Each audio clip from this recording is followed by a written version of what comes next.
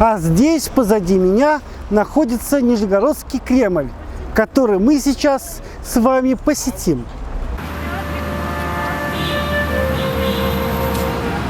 Нижегородский Кремль – крепость в историческом центре Нижнего Новгорода и его древнейшая часть. Главный общественно-политический и историко-художественный комплекс города, является одной из лучших в стране крепостей по степени сохранности, входит в число наиболее ценных архитектурных памятников России.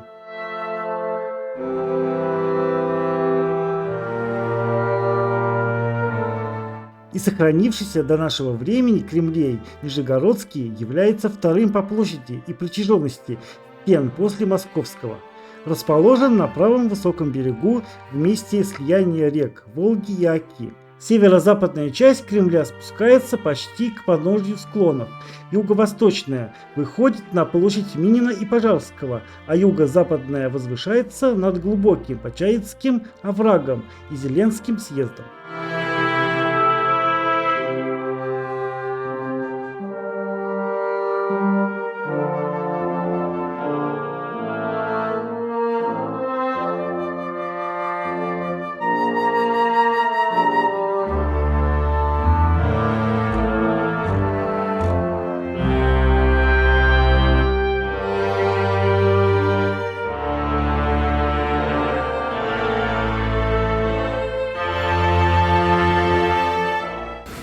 Сейчас, дорогие друзья, мы пройдем до Ивановской башни. Стоимость 350 рублей с одного взрослого человека. И посмотрим, что внутри. Как выглядит Кремль изнутри.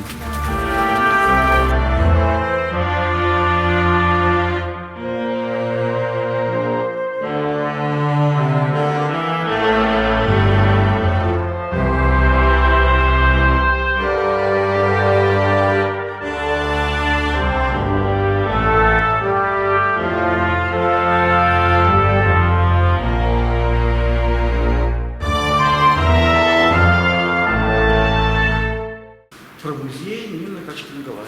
Сейчас послушаем. Мне в музее нравилось все.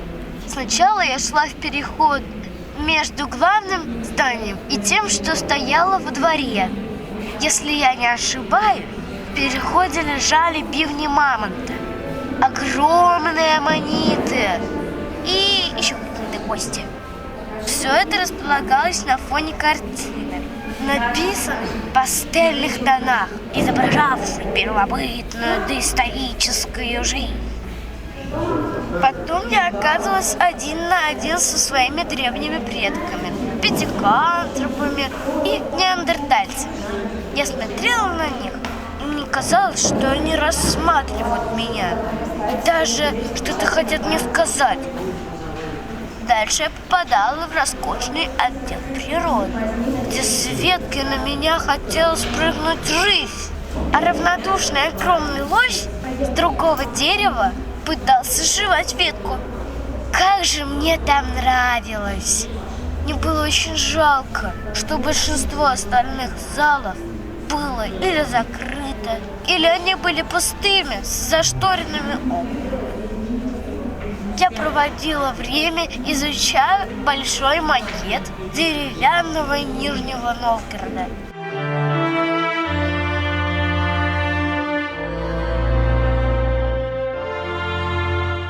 Как свидетельствует летопись, в 1221 году великим князем Владимирским Юлием Всеволодовичем был основан Нижний Новгород, защитой которому служили деревянно-земляные укрепления.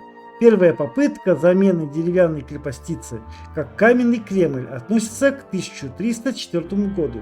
В это время Дмитрий Константинович заложил белокаменный Кремль, однако из-за финансовых и политических проблем была построена только одна башня – Дмитровская, которая не сохранилась до наших дней. Современная Дмитриевская башня была построена на 1,5 века позже, вместе со всем Кремлем. Дорогие друзья, сейчас я поднимусь наверх. Посмотрим, что находится там. На протяжении 200 лет Нижегородский Кремль, потеряв оборонное значение, медленно разрушался. Крепостные стены и башни без покрытия подвергались многократному промерзанию. Здесь, дорогие друзья, подземелье.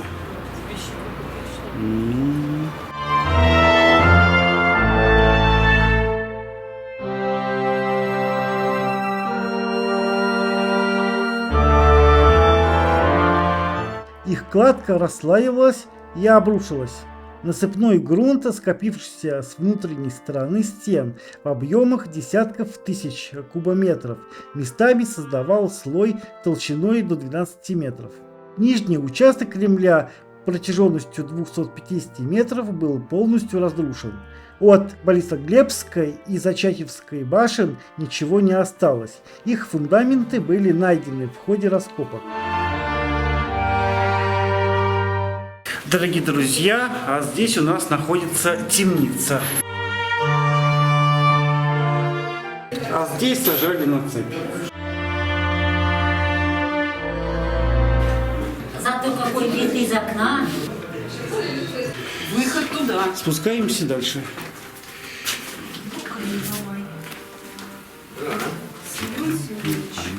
Это последняя лестница, да. Выбрались из стены, зайдем в музей, подвиг народного единства. Отлично.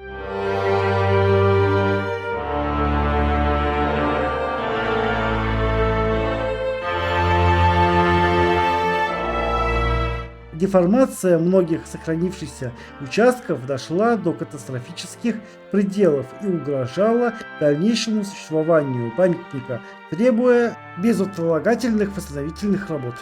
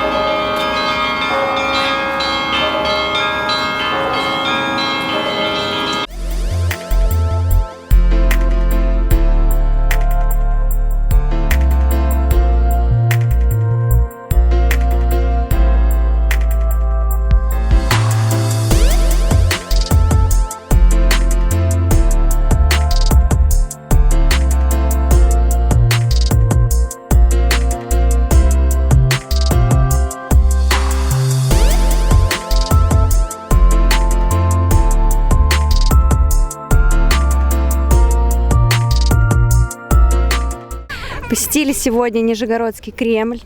Очень много в нем туристов. Очень хорошую реконструкцию провели. Очень здорово. Много музеев. Сотрудники очень доброжелательные, помогут, всегда подскажут.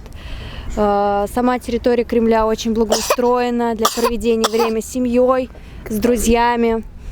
Очень нам нравится, посещаем не первый раз и будем посещать. Приводим сюда друзей из других стран.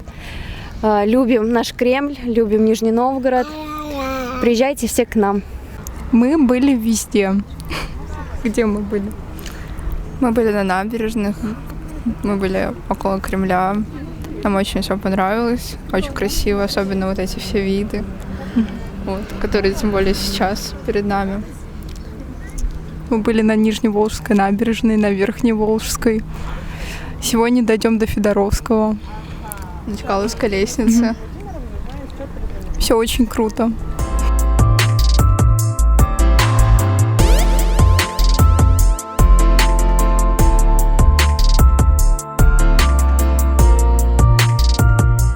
После распада Советского Союза в 1991 году реставрационные работы прекратились.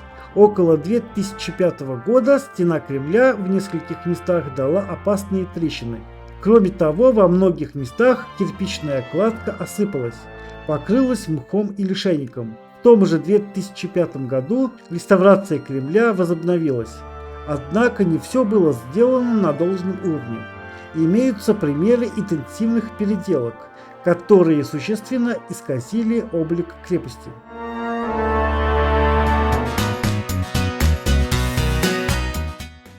А здесь у нас детская площадка в Кремле.